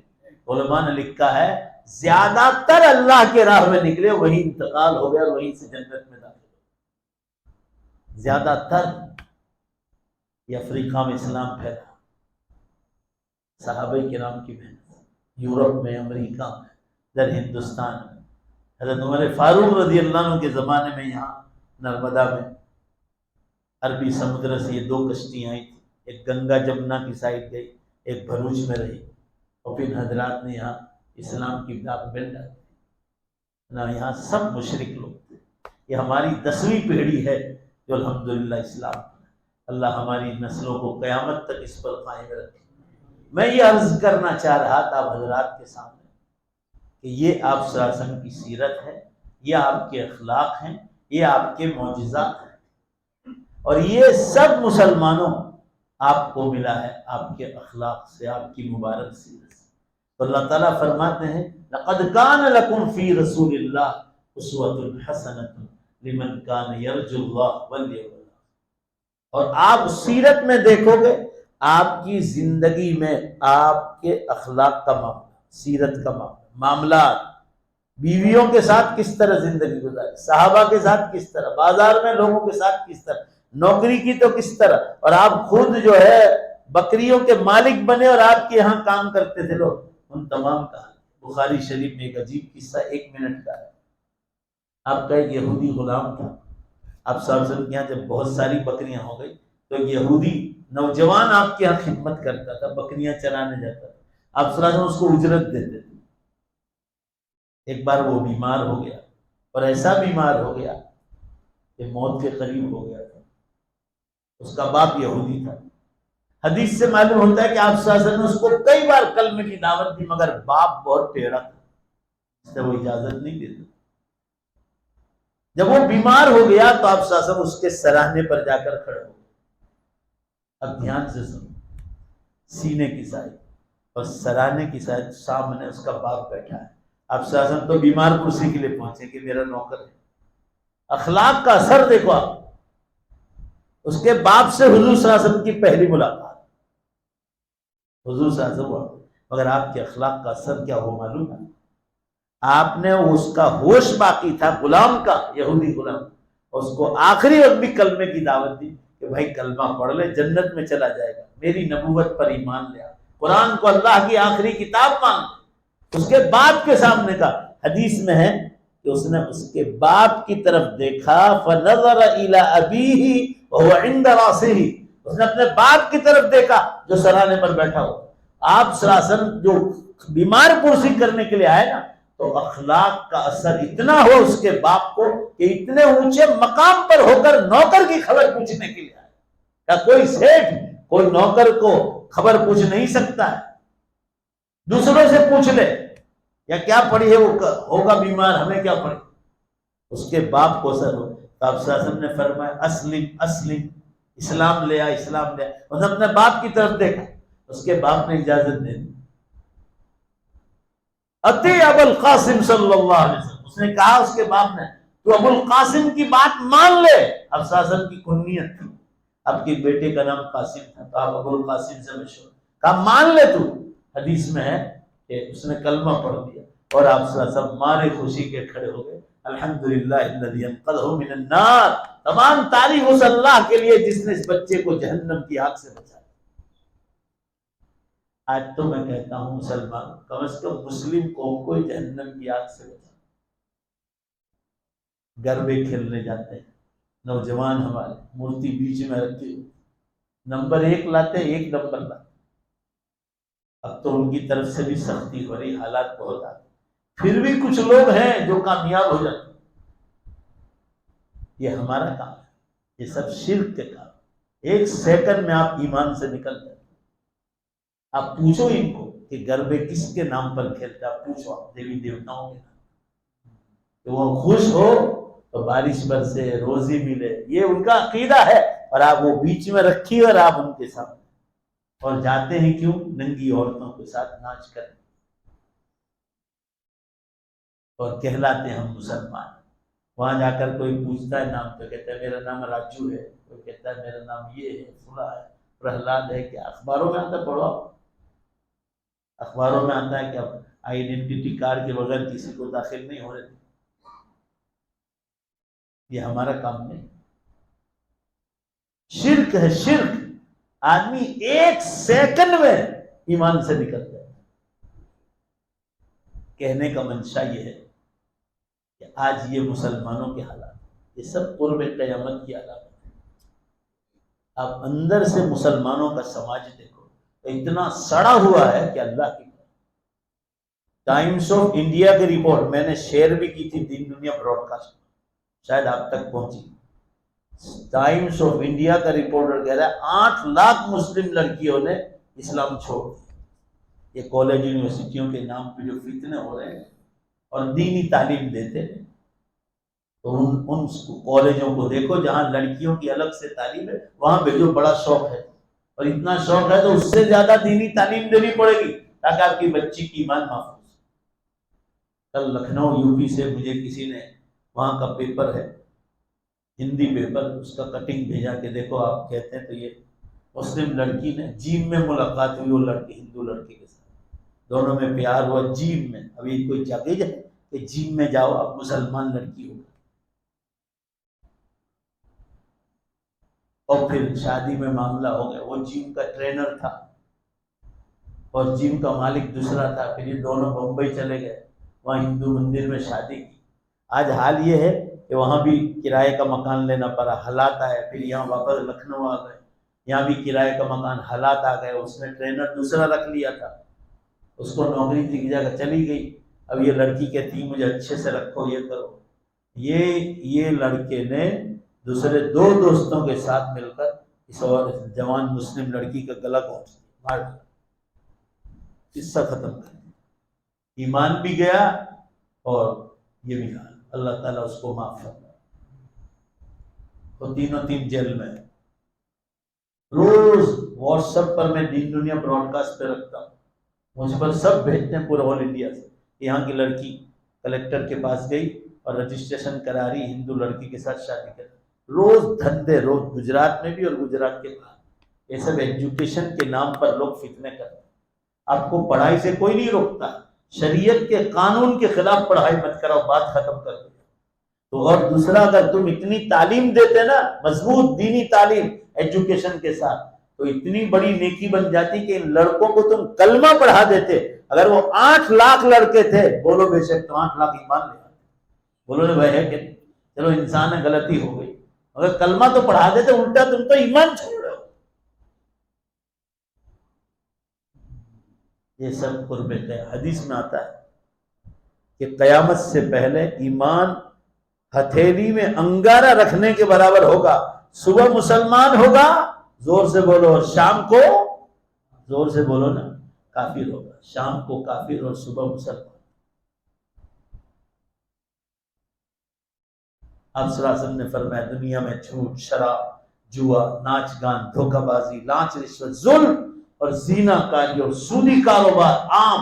حدیث میں 8 چیزیں عام ہو جائے گا، گلی گلی، نگر نگر۔ فبعدها سنوات الزلازل، اس کے بعد زلزلوں کی لائن قیامت تک شروع ہو جائے گی۔ آپ نے دیکھا، آپ کو بتانے کے لیے میں نے فرض نماز کے بعد گوگل مارا 5 منٹ کے لیے، ٹاور پکڑا نہیں رہا تھا، یہ آپ کو بتلانے کے لیے کہ آج کتنے زلزلے۔ 190 زلزلے تو مغرب کے بعد تھے، ابھی 233 بتلا رہے تھے، 8:30 9 بجے کے قریب 233، رات کو 12 بجے 24 گھنٹے کا رہے، 300 سے اوپر جا رہے ہیں، اتنی سپیڈ پکڑ رہے۔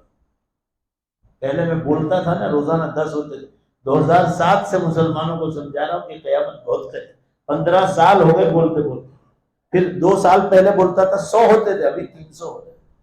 گھبراؤ نہیں، ابھی آئے گا نہیں، مگر ذرا زور سے بولو کتنے ہو رہے روز، اور پیپر میں وہی آئے گا جو بڑا دھرتی کا۔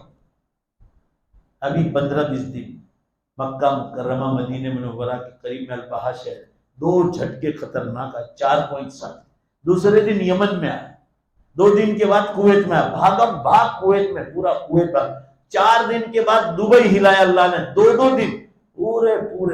ارے وہ جو سوسائٹیوں کے ویڈیو آئے ہیں، مسلم سوسائٹیاں، علاقے، مسلم لڑکیاں اتنے رات کو 12 بجے نیند میں اتنے چڈے پہن کر، اور اسی پہ فلیٹ میں رہنے والے مسلمانوں نے مجھے بھیجا کہ دیکھ لو یہ مسلمان لڑکیوں کے حال، رات کو اتنے چڈے پہن کر، کیونکہ جھٹکا آیا تو بھاگم بھاگ ہوئی، اور اسی کپڑے میں بھاگی، جان بچائے۔ آپ سوچو کتنے ننگے ناچ ہو رہے مسلمانوں کے گھر۔ یہ دینی تعلیم نہ دینے کی بنیاد ہے۔ نقصان کس کا ہے؟ مسلمان کا نقصان ہے، اللہ کا کوئی نقصان۔ اس کے بعد افغانستان میں زلزلہ آیا، 1200 آدمی شہید۔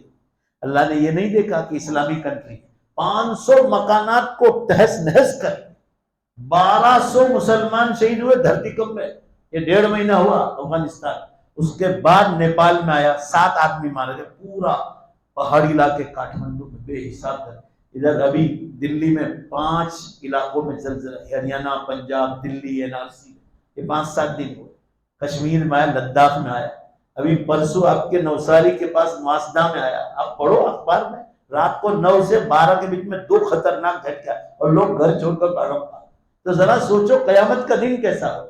اور 5-7 دن ہوئے. انڈونیشیا میں زلزلہ ہوا, 250 آدمی مارے گئے. بھائی بولو نے ذرا زور سے تو بولو. ویڈیو دیکھا آپ نے؟ ایک آدھ تو بولو زور سے. کیوں دیکھیں گے؟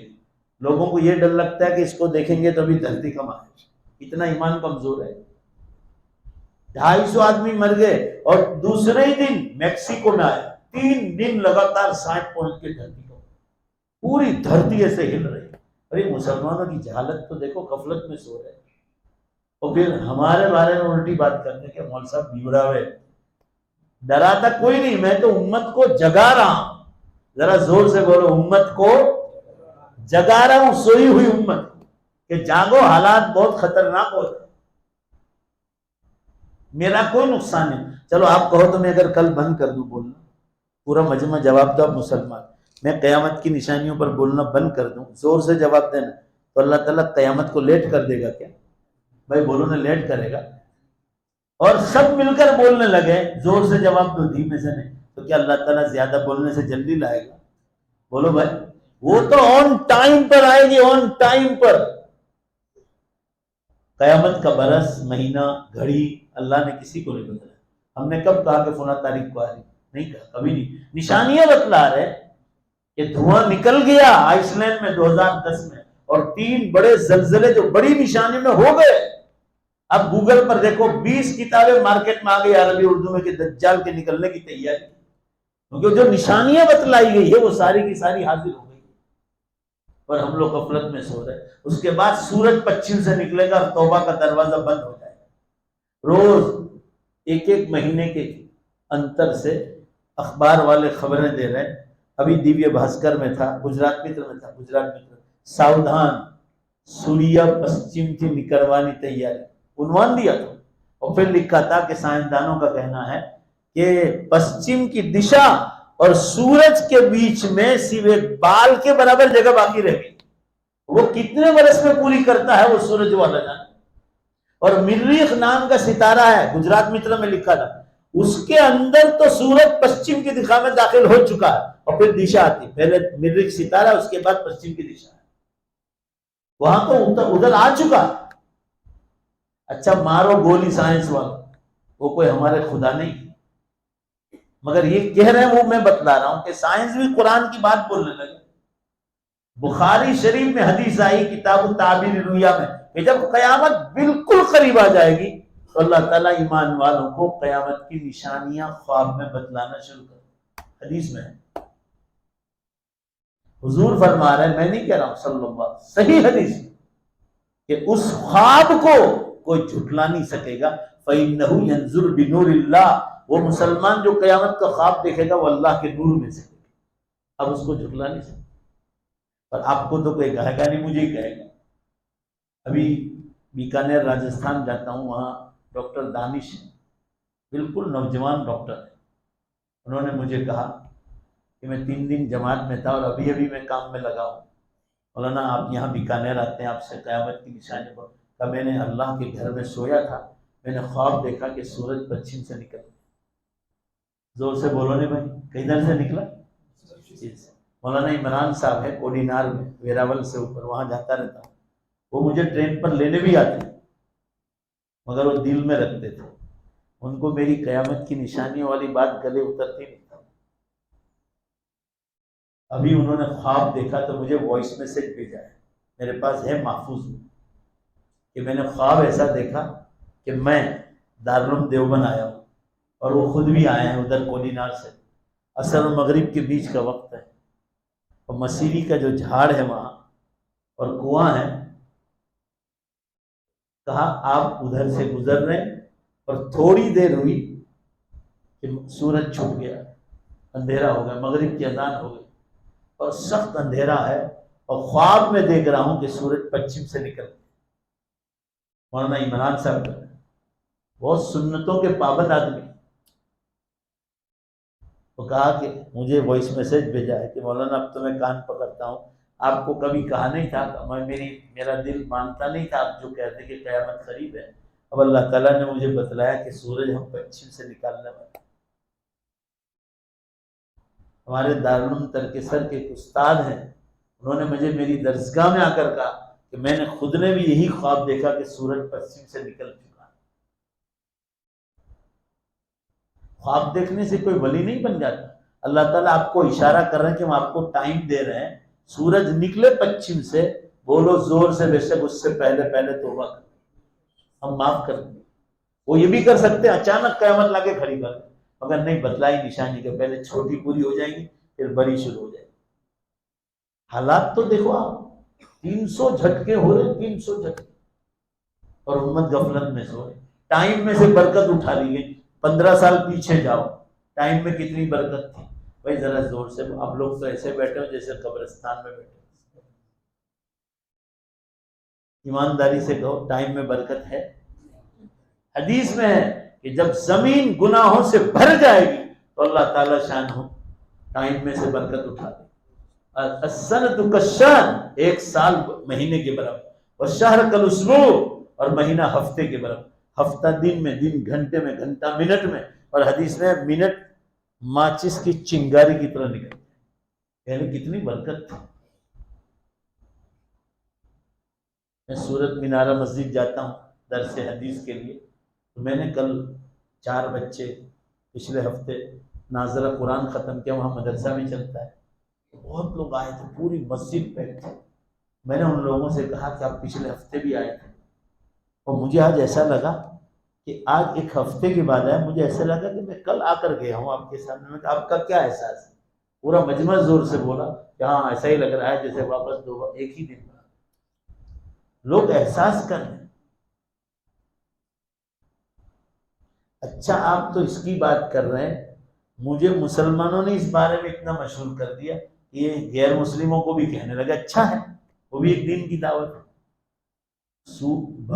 یہاں میلہ لگا ہوا تھا ہاسوٹ میں، بہت بڑا میلہ ہندوؤں، رویدرا گاؤں کے ایک سرپنچ کا فون آیا، مسلمان ہے، سراج بھائی، یار آپ کو مہاراج لوگ آئے ہیں، وہ آپ کو یاد کرتے ہیں۔ میں کہا تم نے ہی کہا ہوگا کہ نہیں میں نے نہیں کہا، وہاں کے ہندو سرپنچ، ان کا میرے اوپر فون آیا، وہاں میلہ ہو رہا ہے کیا کہ وہ مولانا کو بلا جو قیامت کی نشانیوں پر بہت بولتا ہے، میں تو کبھی ان کو جانتا بھی نہیں۔ وہاں جا کر آیا، ہندو مرد ادھر عورتیں بیٹھی تھے، بہت بڑا میلہ تھا۔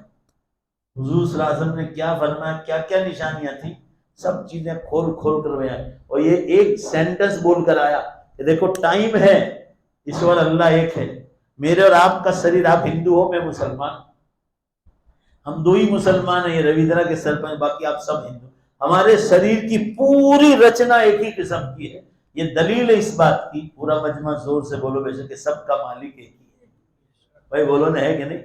مگر اب مسئلہ ہے جب سب کا مالک ایک ہے، یہ سوال کیا میں نے ان کو، آپ دیکھ لو یوٹیوب پر ہو پروگرام، جب سب کا مالک ایک ہے تو ذرا زور سے بولو اس مالک کا حکم بھی سب کے لیے، بولو بھائی ایک ہی ہو سکتا ہے۔ اور میں نے کہا کہ یہ اسلام ہے، میں آپ کو یہ نہیں کہہ رہا ہوں کہ آج نہ، میں نے کہا آپ نے مجھے بلایا ہے، میں تو نہیں آیا ہوں، تو میں نے آپ کا ہندو دھرم پڑھا ہے، آپ بھی اسلام کو پڑھ لو، کہیں ایسا نہ ہو کہ رونے کا وقت آئے۔ میں نے یہ بھی کہا کہ اس وقت انڈیا میں جتنے مسلمان ہیں، پاکستان میں، بنگلہ دیش میں، یہ سب پہلے ہندو تھے، اسلام کی دعوت نے ان کو اسلام کی طرف لایا۔ میں نے کہا کوئی ثابت نہیں کر سکتا کہ کسی نے تلوار سے اسلام دیا۔ تو میں یہ عرض کر رہا ہوں کہ قیامت بہت قریب ہے، چند برس باقی، چند برس باقی۔ قیامت کی نشانیوں کے لیے تو 2 گھنٹے چاہیے، میں نے آپ کو ہلکا سا اشارہ کر دیا، عقل مند کے لیے اشارہ کافی ہے۔ بڑی 4 نشانیاں تقریباً ہو چکی، بڑی نشانی، اور ہم لوگ غفلت میں سو رہے ہیں، اور سورج پچھم سے نکل گیا، اس کے بعد کچھ نہیں۔ پھر آپ یہ کہو گے اللہ معاف کر دے، اب تیرے دین کا کام کروں گا، معاف کر، کچھ نہیں۔ پلین اڑ گیا، گاڑی پلیٹ فارم چھوڑ کے نکل گیا، کچھ نہیں۔ سائنس والے کیا کہہ رہے ہیں معلوم؟ میرا تو مطالعہ ہے، سائنس والے کہہ رہے ہیں this is the last and final call to all mankind from God, Times of India کی رپورٹ، کہ خدا کی طرف سے انسانوں کے نام آخری کال آ چکا ہے۔ ذرا زور سے بولو نا بھائی، آخری کال سمجھ جائیں۔ اب ایئرپورٹ پہ جاؤ، آپ کا کارڈ نکل گیا،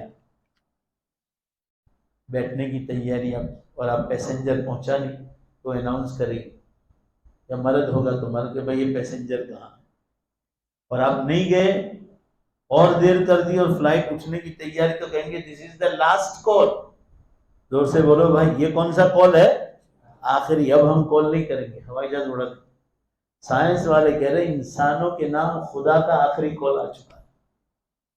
گھبرا ہم لوگ غفلت میں سنے، اب جو کرنے کا کام ہے آخری بات سن لو، الگ الگ علماء کو بلا کر دین سمجھو، دین سمجھو، دین نہیں سمجھو گے تو رونے کے سوا کوئی چیز ہاتھ میں نہیں ہے۔ جس مالک کو نے مجھے اور آپ کو پیدا کیا ہے وہ مالک راضی نہیں ہوگا تو جنت میں نہیں جاتے۔ آپ کسی کے یہاں کام کرتے ہیں، نوکری کرتے ہیں، بھائی ذرا سب مل کر جواب دو، ہم اس کی نافرمانی کریں، بولو وہ کام پہ رکھے گا؟ تو اللہ تعالیٰ جس نے پیدا کیا ہے اس کی نافرمانی کریں گے تو اس کی جنت میں کیسے جانے دے گا؟ بڑا خطرناک مسئلہ ہے، گمبھیر مسئلہ ہے۔ ایک کام تو یہ کرنا ہے، دوسرا کام دعوت و تبلیغ کے کام میں ہر مسلمان ساتھ، ہر مسلمان۔ میں اپنی تعریف نہیں کر رہا ہوں، اللہ کا کرم ہے، ہم لوگ تو قرآن حدیث میں نہاتے ہیں صبح سے شام، مولانا جنید صاحب بھی نہاتے ہیں،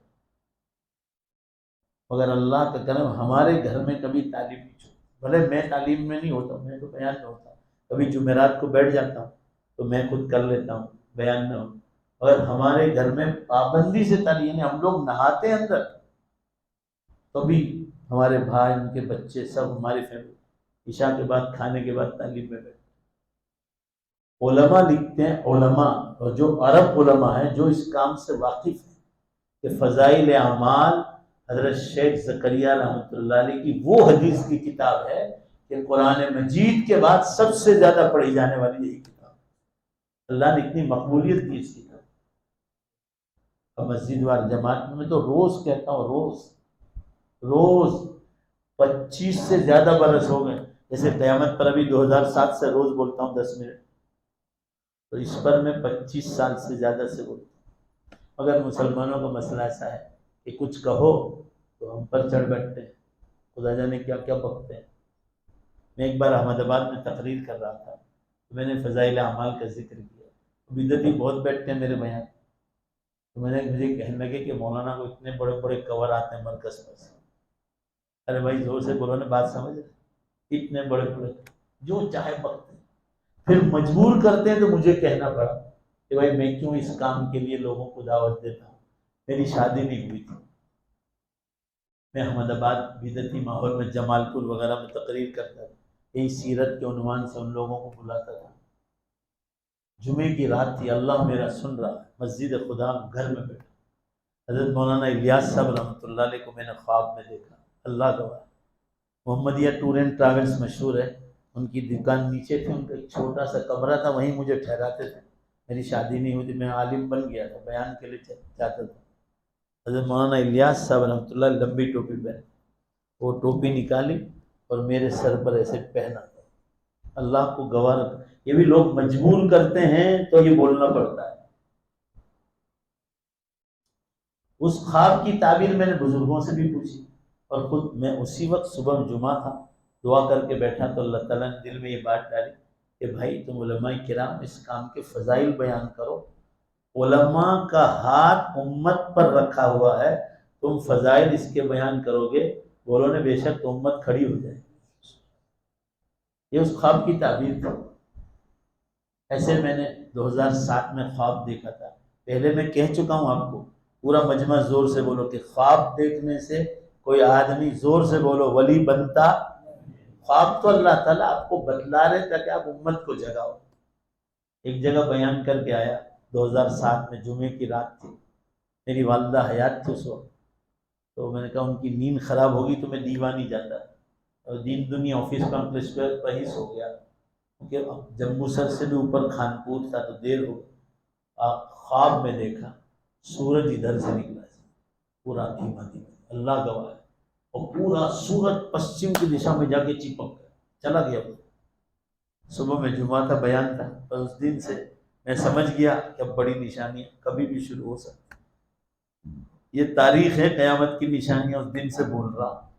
پھر 2010 میں دھواں، 3 سال تک کہا کہ دیکھو بڑی نشانیاں کبھی بھی شروع ہو سکتی، 2010 میں دھواں نکلا۔ تو بھائی علماء کے پاس بیٹھو، اور یہ کام بہت اچھا ہے، اور آپ کو یہ کہہ رہا ہوں تاکہ آپ کو اس کام کی فضیلت معلوم۔ ابھی ہم لوگ حدیث پڑھاتے ہیں، مشکات ہے یا جلالین ہے، کوئی بھی حدیث کی کتاب، اب یہ کتاب کی جگہ میں آپ کو بٹھایا کہ چلو آپ پڑھاؤ، جواب دو بھائی، جلدی سے جواب دو، بات ختم کر دیں۔ آپ پڑھا سکو گے؟ بولو بھائی، بولو نا زور سے، نہیں، کیونکہ آپ کو عربی سمجھ میں نہیں آئی، کیڑے مکوڑے نظر آئیں، تو وہ کام آپ کا نہیں، یہ کام علماء کا ہے کہ علماء تیار کرنا۔ اب امت کے لیے کام رہ جاتا ہے دعوت کا کام، کہ سارے مسلمان دین کے کام میں مشغول ہو جائیں، تو اللہ تعالیٰ نے حضرت مولانا الیاس صاحب رحمۃ اللہ علیہ سے آخری زمانے میں قرب قیامت میں جب مسلمان دین سے دور بھاگنے لگے تو اللہ تعالیٰ نے ان کو بھی خواب بتایا تھا، اور خواب کے ذریعے سے مظاہر سہارنپور انہوں نے چھوڑا، دلی نظام الدین آئے اور وہاں سے یہ کام شروع کیا، اور میوات سب سے اس کی ابتدا آج پورے عالم میں پھیل گیا، پورے عالم میں۔ کہنے کا منشا یہ ہے کہ اس کام کو اپنا کام بناؤ، ذرا زور سے انشاءاللہ کہو نا بھائی، کرو گے نا؟ مسجد وار جماعت 5 منٹ، ایک حدیث ایسی آ گئی کہ آپ کی زندگی کی دھارا بدل سکتی، ایک حدیث ایسی۔ اب عربی تو سمجھ نہیں سکتے، زیادہ یہ کام ہے کہ امت اس سارے مسلمان اس کام کو کر سکتے۔ تیسرا کام ہے کہ خانقاہوں کے بزرگوں کے ہاتھ پر بیعت ہو کر جوانی کے زمانے سے اپنی اصلاح کرو، جوانی کے زمانے، ایسا نہیں کہ بڈھے ہو گئے چلو اب کسی بزرگ کو پکڑ، یہ جتنے جوان ہیں سب کو کہنا۔ اور چوتھا کام یہ کرنا ہے علماء حق کی کتابوں کا مطالعہ، یہ تو بہک جاؤ، حالات اتنے خراب ہیں باہر کہ اللہ کی قسم۔ آپ کو معلوم ہے کتنے غیر مسلم لوگوں کے مضامین آ رہے ہیں؟ ابھی ایک نے مسلمان کے نام سے لکھا تھا کہ مسلم لڑکے ہندو لڑکیوں کو پسند ہیں، فوراً گجرات متر میں ایک جو ہے جتیندر بھائی پان والا ہے، ان کا مضمون آیا کہ جھوٹ بولتے ہو تم لوگ، دیکھو اچھے انسان آج بھی ہیں، کام الٹا کر رہی ہے حکومت کے نام سے، کہا کہ یہ لوگ مسلم لڑکیوں کو پھنساتے اور بے شمار مسلم لڑکیوں کو ہندو بناتے۔ باقاعدہ ان کا ذہن بنائیں گے، کیا کہا جاتا ہے معلوم کہ آج تک قبر سے کون آیا ہے کہ تم آنے والے؟ ابھی ٹائم نہیں ہے، یہ تو میں آپ کو اتنے شاندار دلیلیں دیتا کہ اللہ تعالیٰ شانوں کیسے قدرت والا، پھر کبھی موقع ہوگا تو انشاءاللہ کہیں گے۔ اللہ تعالیٰ نے قرآن میں ایک ہی بات کہی 22ویں پارے کہ تمہارا نام و نشان بھی نہیں تھا، 4 مہینے تک ماں کے پیٹ میں مرے ہوئے پڑے تھے، پہلی بار ہم نے جان ڈالی تھی تو تم زندہ ہوئے، زور سے بے شک بولو، وہی اللہ قبر کے پیٹ میں، قبر کی مٹی میں، مری ہوئی ہڈیوں میں جان دوبارہ ڈالنے کی طاقت رکھتا ہے، یہ ہمارا ایمان۔ ایسی بہت ساری دلیلیں ہیں، اگر ابھی وقت نہیں ہے، بس دلیل کس کی ضرورت ہو جو ناستک قسم کا ہو، مسلمان تو اس کا نام ہے یقین مضبوط ہو، ساری دنیا جھوٹ بول سکتی، اللہ اور اللہ کے نبی جھوٹ نہیں بول سکتے، بس بات ختم ہو جائے۔ جنت اتنی دور ہے، بس اتنی دور، پھر کوئی بھولے سے سورت کو، کٹھور کو، آمبولی کو، ہائی وے روڈ کو، ہوٹلوں کو کوئی یاد بھی نہیں کرے، لڈو کھانے یاد کرے پھٹیچر دنیا میں۔ جنت مزے کرنے کی جگہ ہے، یہاں لوگ دکھی ہیں زیادہ، یہاں راحت کم ہے، دکھی زیادہ ہے، یہ دنیا ہے، یہ جنت نہیں۔ اللہ تعالیٰ شان ہو ہم تمام کی اس بیٹھنے کو قبول فرمائے، اور اللہ ہم سب کو دین کی دعوت کے ساتھ مناسبت عطا فرمائے، علماء کے پاس بیٹھ کر ہمیں دین حاصل کرنے کی توفیق عطا فرمائے۔ وآخر دعوانا الحمدللہ رب العالمین۔ اللہ تعالیٰ شان ہو آپ تمام حضرات کو بھی بہترین بدلہ عطا فرمائے، اور ہمارے یوسف بھائی منصور جن کے والد نے یہاں برس ہا برس امامت کروائی، اللہ تعالیٰ ان کی قبروں کو نور سے منور فرمائے، ان کے درجات بلند فرما اور جنت میں اعلیٰ مقام عطا فرما۔ اسی پر بات کو ختم کرتا ہوں۔ اگر اب تک تو آپ زور سے نہیں بولے، مگر وعدہ تو کر کے جاؤ زور سے کہ دنیا کے حلال کام کاج کے ساتھ جنت کی اور آخرت کی زوردار تیاری کریں گے۔ اللہ سب کو توفیق عطا فرمائے۔ درود شریف پڑھ لو۔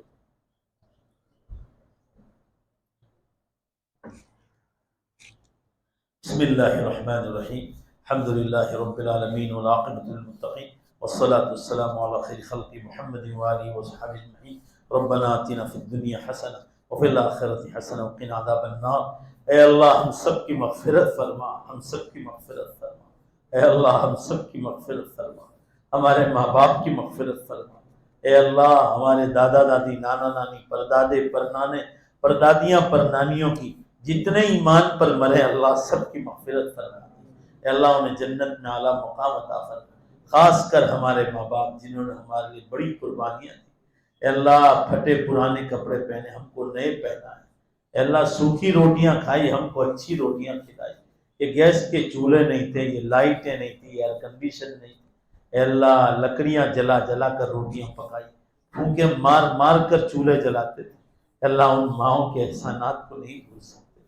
باپ انگلی پکڑ پکڑ کر مدرسہ اور اسکول لے جاتے تھے۔ اے اللہ تو ان کی قبروں کو نور سے بھر دے، ان کے درجات کو بلند فرما دے۔ اے اللہ ان کی مکمل مغفرت فرما، انہیں جنت میں اعلیٰ مقام عطا فرما، ان کی قبروں پر نور کی بارش نازل فرما۔ اے اللہ ان کی قبروں کو رحمتوں سے، برکتوں سے اور مغفرتوں سے پوری طرح ڈھانپ لے مولا۔ ہمارے پورے قبرستان والے جو امت کے ہیں سب کی قبروں پر نور کی بارش نازل۔ آپ رحیم ہیں، آپ کریم ہیں، آپ غفور الرحیم ہیں، آپ غفار الذنوب ہیں، ستار العیوب، عیبوں کو چھپانے والے ہیں، ارحم الراحمین، اکرم الاکرمین، ماں باپ سے زیادہ رحم کرنے والے۔ اے اللہ ہم سب کی بخشش فرما، ہمیں جنت الفردوس میں اعلیٰ مقام عطا فرما۔ قیامت بہت قریب ہے، امت کو جاگنے کی توفیق عطا فرما۔ اے اللہ یہ دین کی دعوت و تبلیغ کے کام میں امت کے جوانوں کو اور جوان بیٹیوں کو اس کام میں لگنے کی توفیق عطا فرما، تاکہ ان کا ایمان مضبوط ہو اور یہ کفر اور شرک اور ناستکتا سے بچ جائیں۔ اے اللہ اس کام میں سب کو جوڑنے کی توفیق عطا فرما۔ علماء حق بزرگان دین کے ہاتھوں پر بیعت ہو کر اپنے دل کی اصلاح کی توفیق عطا فرما۔ ہم سب کے یہاں جمع ہونے کو قبول فرما، ہماری دعاؤں کو اپنے فضل و کرم سے قبول فرما، برحمتک یا ارحم